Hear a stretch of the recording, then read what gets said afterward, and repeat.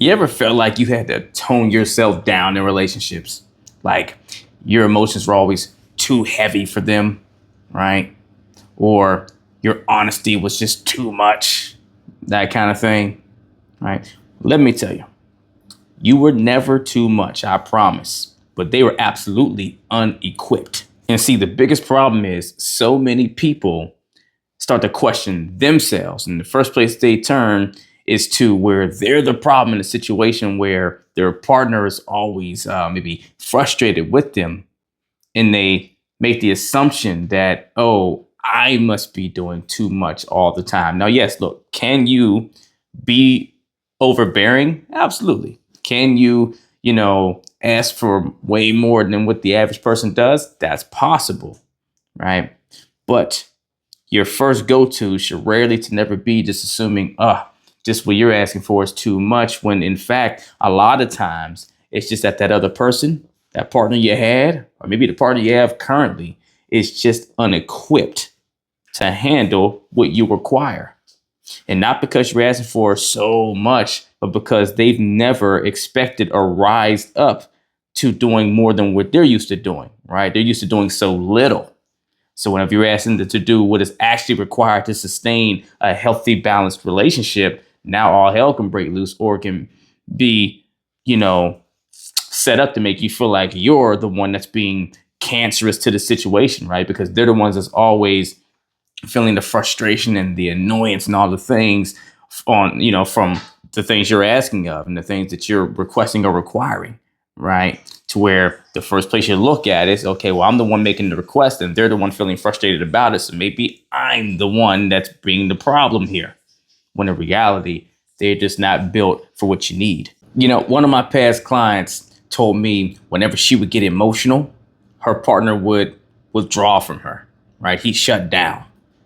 He would almost treat her, she would feel like her emotions made her this like problem, right? Like she was this grotesque thing, or, it was repulsive to deal with her in this regard, to where naturally you start feeling like you are the issue for just having concerns and things that you need to have addressed. You do what a lot of people do, which you shouldn't do, but she bottled her feelings up. She stopped asking for what she needed.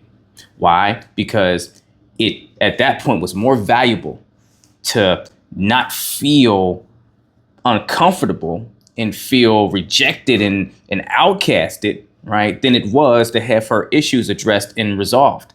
So she wound up choosing to avoid one pain by suppressing another, right? And by doing that, she wound up feeling invisible over time. She felt like she didn't even exist. She wasn't there. She wasn't seen at all. Right. And we had to make a huge shift for her going forward as to why that can never happen again and what she needs to do and put in place to make sure she never allows the idea of peace to take over the necessity of her asking for what she requires to be happy, healthy, and whole in a relationship. Right. Because, see, the truth that she had to realize, and that she eventually came to realizing, is that she wasn't the problem at all in that circumstance. Right. That she wasn't the issue there. The issue was that she chose to anchor in with and try to build a bond in a relationship and have requirements and required something out of someone that couldn't meet her in the middle emotionally where she needed them to be met. They didn't have it. They weren't built for that emotionally yet. So therefore, her needs to them seemed like emotional pain to deal with. It was out of their comfort zone. And instead of her looking where the real issue was, which was his inability to show up in the way that she needed emotionally, she decided to look at herself as the issue and the reason why there was this discomfort, because it was her ask. It was her, concern being brought to the table, not his.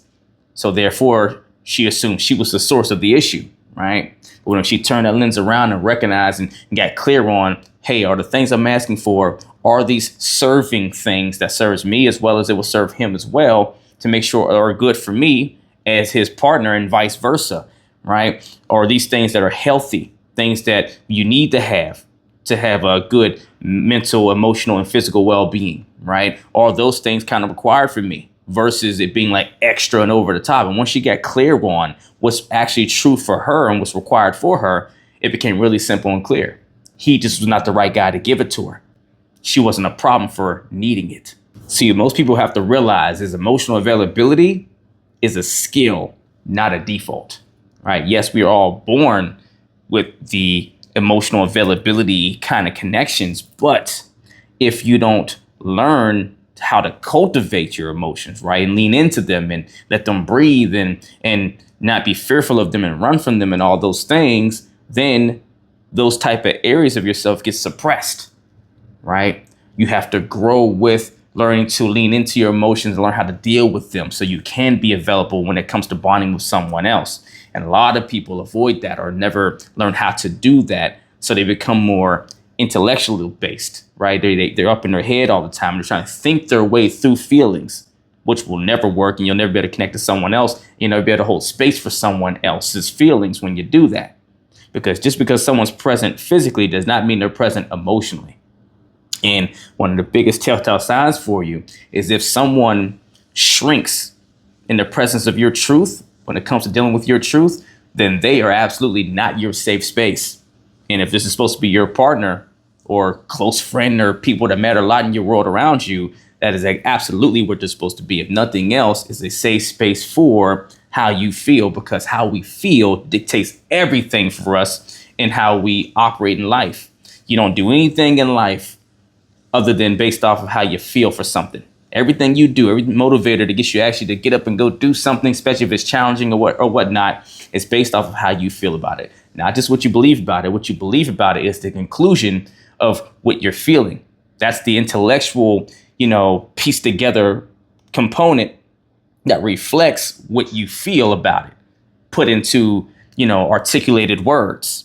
But tried and true, you're doing or not doing something based off of how you feel about it, how you're going to feel, how you think you're going to feel, how you don't want to feel, whatever the case is, but it's all feeling motivated.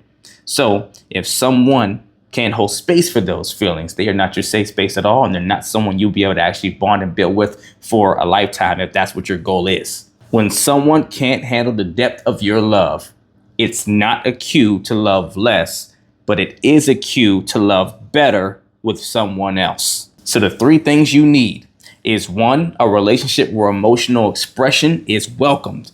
That's a norm. It's a standard for you guys, not something that is punished. 2nd, a partner who can actually sit comfortably with discomfort, not avoid it.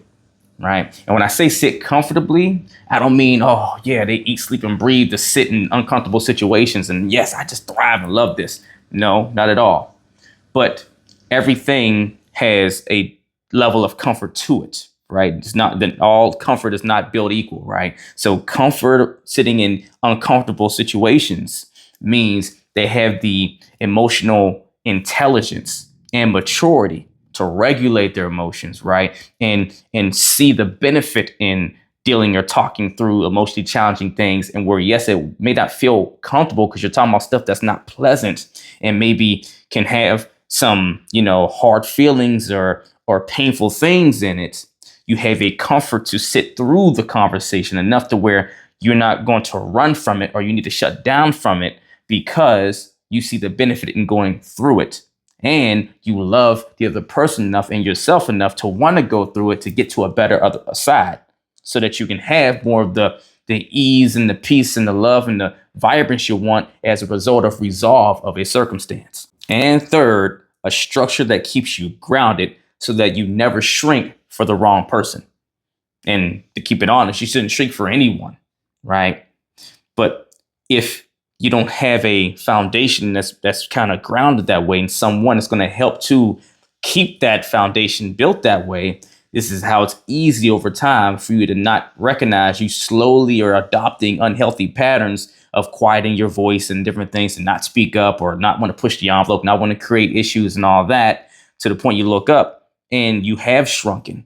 You have, suppressed yourself in a way. You've abandoned, you practice self-abandonment at that point. Right? You don't want to self-abandon ever.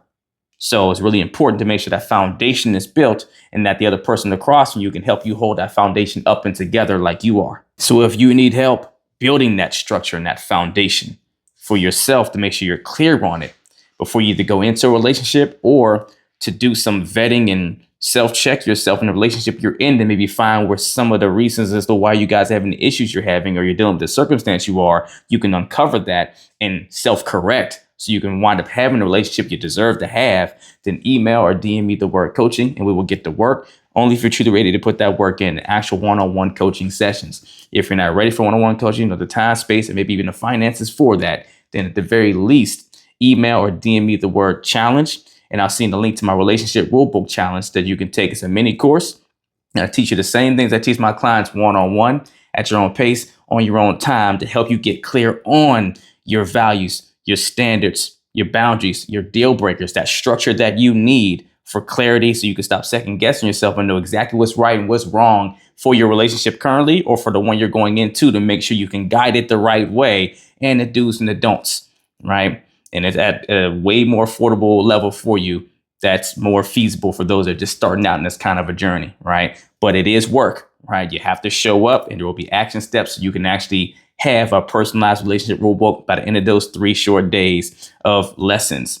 And you'll be way more prepared with more confidence in your dating and love life. I promise. But at the very least, do something to step up, take the challenge, and get in the race. Let's get it.